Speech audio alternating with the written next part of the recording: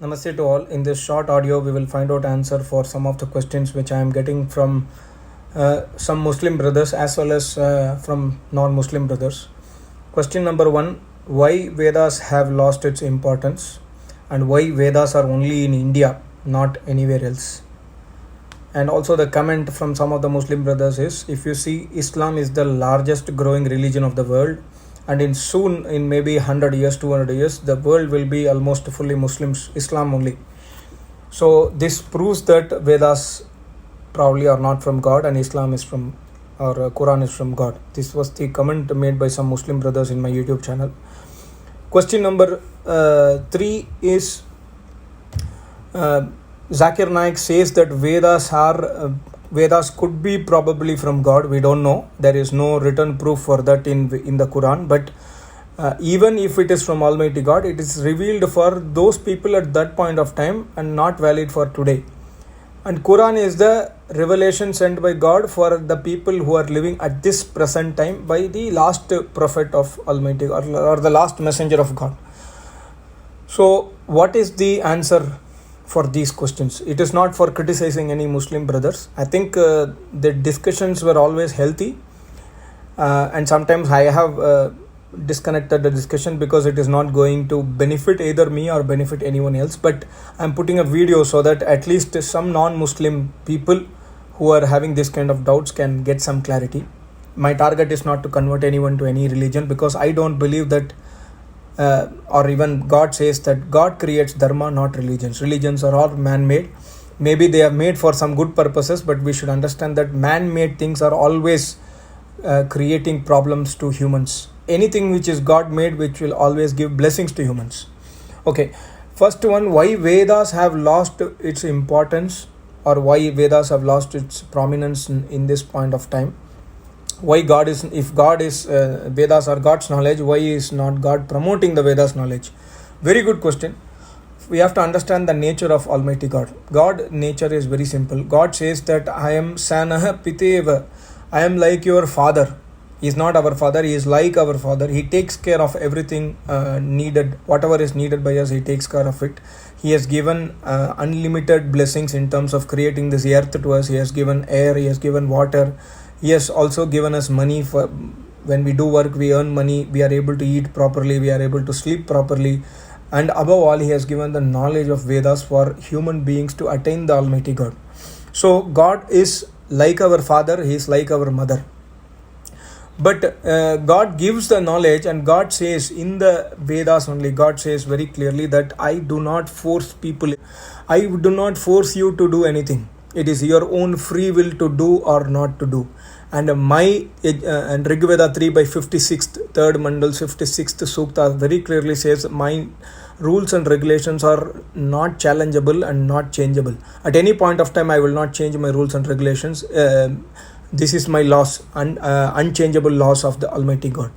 So God does not force us to adopt the Vedic path. And God does not, why God is not promoting Vedas? There is no use for Almighty God to promote anything. God says in the Vedas only, Krinvanto Vishwamaryam, Krinvantam Vishwamaryam. You have to make the whole world noble. It is your responsibility, because I have given the knowledge once to the Purva Rishis. So Rishi started spreading the Vedas slowly. Everyone was following Vedas. At one point of time, there was a major Mahabharat war, and many people died. And people after that stopped going to Rishi Munis. And even today also, wherever we have Rishi Munis, they are trying to spread the knowledge at the best possible extent to their strength and capabilities.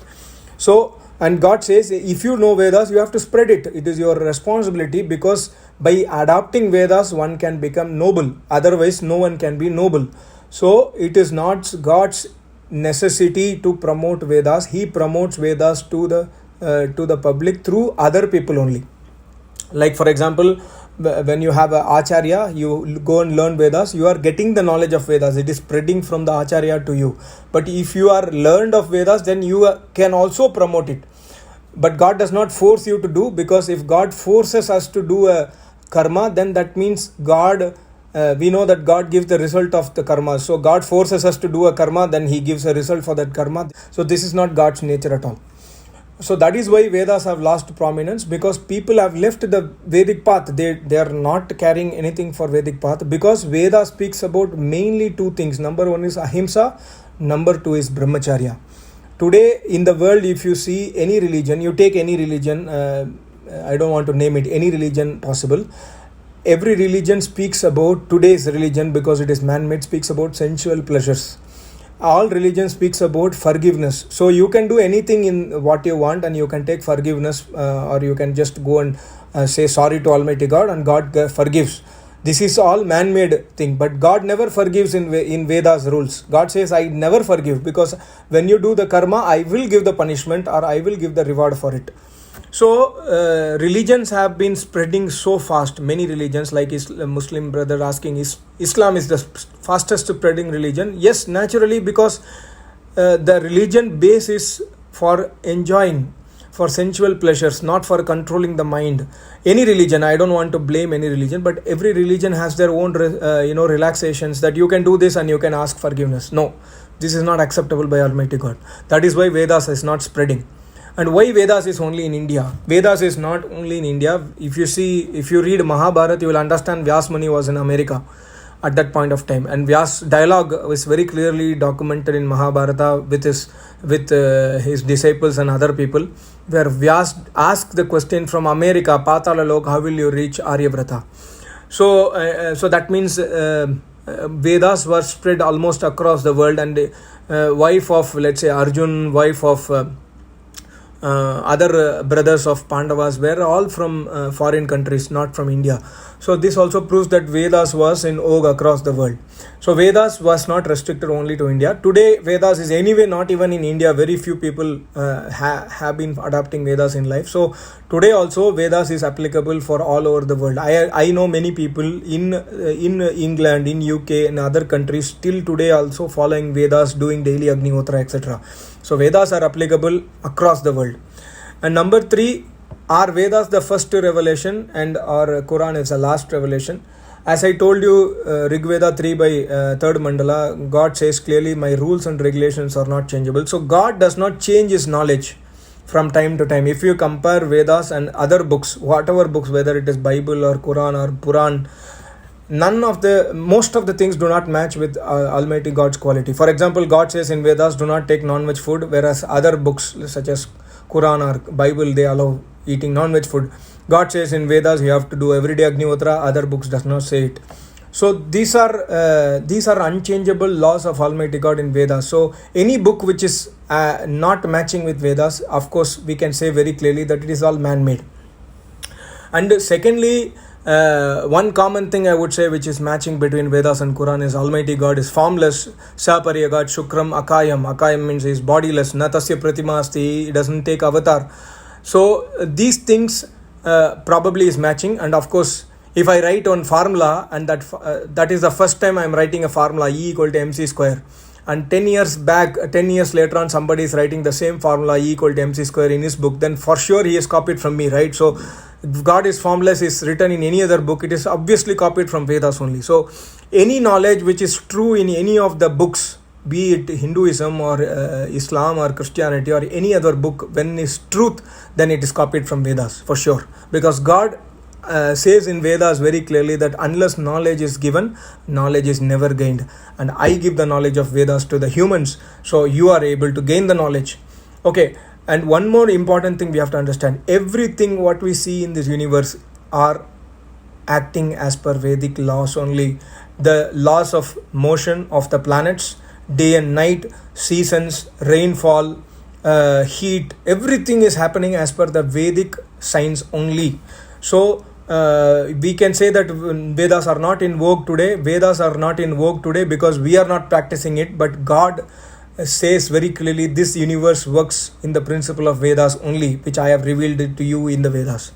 So either we accept or not, everything is following the Vedic principles. Only thing what we have forgotten is the worship of Almighty God. And that is why we are seeing today in the world, if you see anywhere, leave the pandemic, but apart from pandemic also, everywhere we have let's say flood, we have earthquake, we have tsunami, we have terrorism, we have other corruptions, other issues, because people have forgotten the Vedic laws of Almighty God. Once we start worshipping Almighty God as per Vedas, none of these problems will exist. The proof is available in Mahabharata, the proof is available in Ramayana, the proof is available in Upanishad, where people were all happy because of one Almighty God's worship across the world through the Vedas.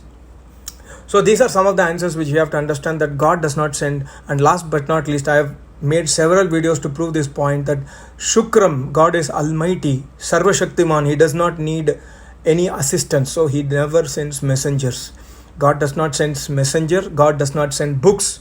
So we have to understand that none of the books which are sent over from time to time, as claimed by Zakir Naik, that 124,000 prophets have been sent by Almighty God, definitely this is not the work of Almighty God, because God does not need messenger to convey His message. Then you may question that why do we need a Rishi? A Rishi is a person who has realized Almighty God.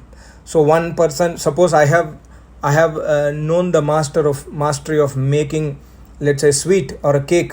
So I'm teaching others. You can say that no, I don't want to learn cake making from you. God will teach me. No, God says in Vedas very clearly, also in Yoga Shastra, God gives the knowledge to the 4 rishis, and the 4 rishis are the first guru of the further rishis. And similarly, this knowledge is traditionally transferred from Rishi Munis only. And today, if we follow the Vedic path, tomorrow we also become rishis. And the same knowledge, what is given in the start of universe, will emanate inside our heart also. If you see Tanme Manah Shiva Sankalpamastu, Yajurveda 34th chapter, 5th mantra, this knowledge is present inside you already, God says. So we have to realize that the knowledge which is present inside us, we have to realize by removing the sins of ours. When we start removing our sins, slowly we will start to understand and realize Vedas inside our heart. And that is how a person is called as Rishi. A person Rishi means he is not a prophet, he has realized Almighty God. So these are some of the answers. I'm sure you will have your own arguments not to accept these things, but God's principle is ever unchangeable. He does not send books, He does not change His policies and laws and regulation. Like example, very simple, when this universe was created, human thirst was quenched only by drinking water. Even today it is the same. You cannot say that by drinking anything else other than water your thirst is quenched. No, this is unchangeable law of Almighty God in Vedas. Similarly, either in the start of universe, humans were breathing oxygen. Towards the end of universe also, human will breathe oxygen only. Nothing else can save us. So these are all unchangeable. Similarly, worship of God and God's laws are unchangeable and unchallengeable, because these are scientific laws which can never be changed. I hope you would have understood a bit. If you have more doubts, please ask questions. I will try to clarify, but I don't want arguments, because there is no need to bang the wall. If you are satisfied with what you are following, please go ahead. But God's rule is not changeable. God will punish you. God will definitely punish us. Thank you so much. Namaste. Namaste to all. In this short audio, we will